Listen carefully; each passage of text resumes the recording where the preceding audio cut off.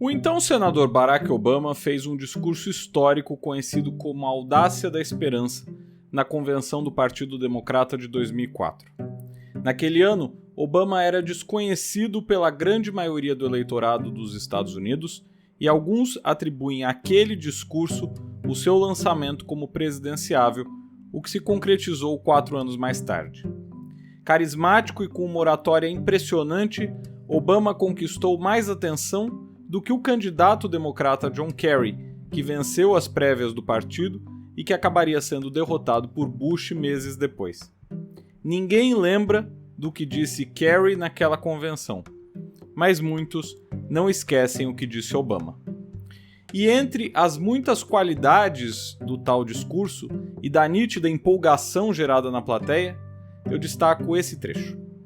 The pundits like to slice and dice our country into red states and blue states. Red states for Republicans, blue states for Democrats. But I've got news for them too. We worship an awesome God in the blue states, and we don't like federal agents poking around in our libraries in the red states.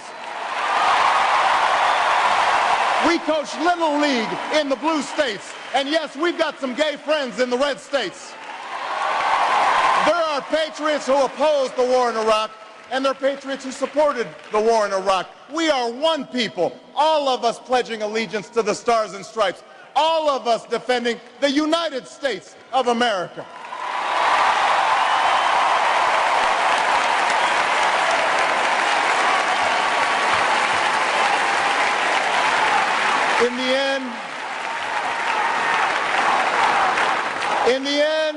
In the end, that's what this election is about. Do we participate in a politics of cynicism, or do we participate in a politics of hope? O discurso na íntegra você encontra na descrição do vídeo. É realmente uma aula de oratória e pode até, quem sabe, ser tema de um episódio futuro da Mosca. Por hoje, no entanto, ele aparece aqui por outro motivo. Essa ideia de especialistas que nos dividem em estados azuis e estados vermelhos e todas as questões que estão ligadas a isso. E sim, isso faz sentido lá por conta do colégio eleitoral e pelo sistema de votação americano. Porém, como veremos, tem feito cada vez mais sentido aqui também, mas de uma maneira cínica e perigosa. Mas antes da gente começar, já deixa seu like e se inscreve no canal para não esquecer, beleza? Dito tudo isso, ouvidos atentos e cabeças abertas que a mosca vai decolar. Esse episódio vai ao ar poucos dias antes do segundo turno das eleições de 2022.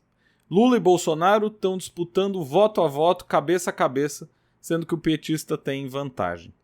Se vai ganhar ou não é impossível saber, porém, estejamos certos de que o mapa eleitoral terá estados do Sul, Sudeste e Centro-Oeste de uma cor e do Norte e Nordeste de outra. Tal configuração não é muito distinta daquela que a gente viu no primeiro turno e que a gente tem assistido ao longo das últimas eleições desde 2002, quando Lula ganhou em todos os lugares, menos em Alagoas, como a gente disse, inclusive, no episódio 63.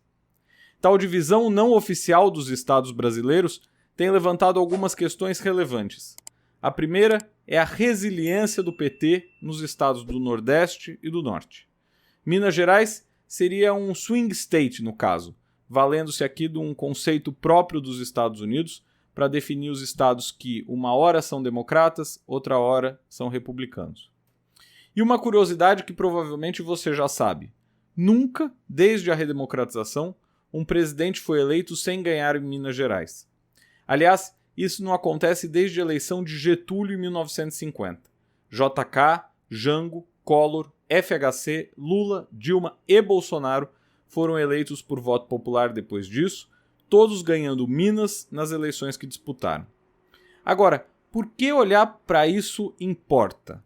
Se o Brasil não tem, como dissemos, colégios eleitorais, qual o impacto disso na percepção do eleitor? Antes de responder a isso exatamente, é preciso entender que um presidente não é escolhido por votos regionais apenas. Vamos pegar o estado de São Paulo, por exemplo. Se você olhar o mapa, vai ver que é um estado azul, basicamente, representando as regiões onde Bolsonaro teve mais votos. O atual presidente venceu em 515 das 645 cidades do estado. Lula ganhou em 130 cidades, obtendo 40,89% dos votos, cerca de 2 milhões a menos que Bolsonaro. Nesse caso, a capital favoreceu muito o petista, que ganhou na cidade e na maioria das cidades da região metropolitana. Assim sendo, quando olhamos o mapa, pensamos que é de um estado bolsonarista, digamos assim, quando na realidade a diferença entre os dois candidatos no primeiro turno não foi tão grande.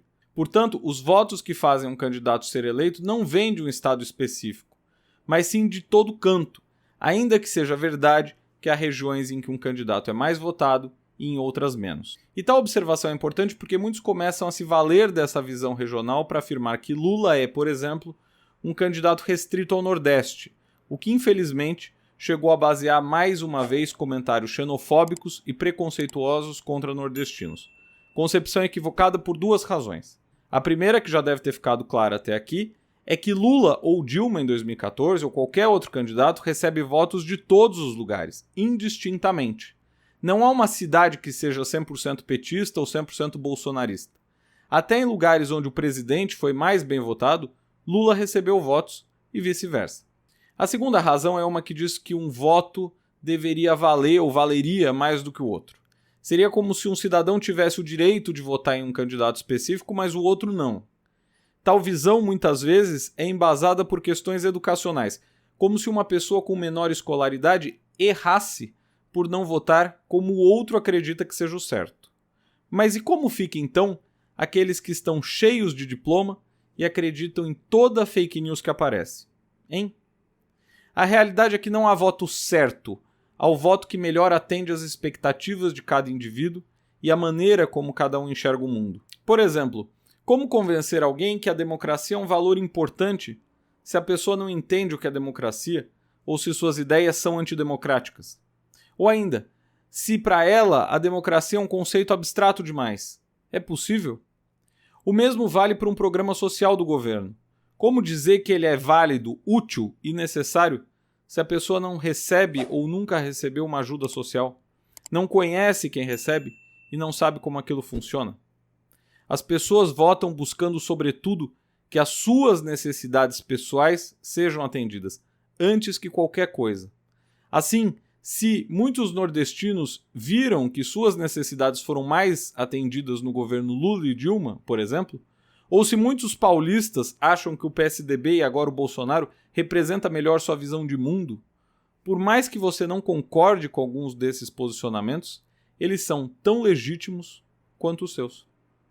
E além disso, como disse o Obama no discurso e como deve ter ficado claro ao longo desse episódio, as regiões não são homogêneas, as pessoas não são constantes e a democracia parte da ideia de que sim, é possível viver entre diferentes, observando aqui o sempre necessário respeito mútuo. Por mais que a gente não entenda bem os motivos que levam o outro a pensar ou votar de determinada maneira, por mais que tais motivos sejam uma coleção de fake news ou de simplificações, é certo que eles têm seus motivos e que eles, assim como todos nós, votamos para ter as nossas necessidades atendidas da melhor maneira possível. O discurso que coloca valor ao voto, que cria essas noções geográficas e que acredita que há uns mais certos do que outros, vai criando rachaduras que, em última instância, podem nos tornar irreconciliáveis, como aconteceu, infelizmente, ao longo da história em alguns países e regiões. É preciso sempre lembrar que há patriotas nos estados azuis e nos estados vermelhos, afinal. Certo? Por hoje é tudo. Se você curtiu esse voo da mosca, não esqueça de deixar seu like, comentário, ativar o sininho e se inscrever no canal. A gente se vê no próximo episódio.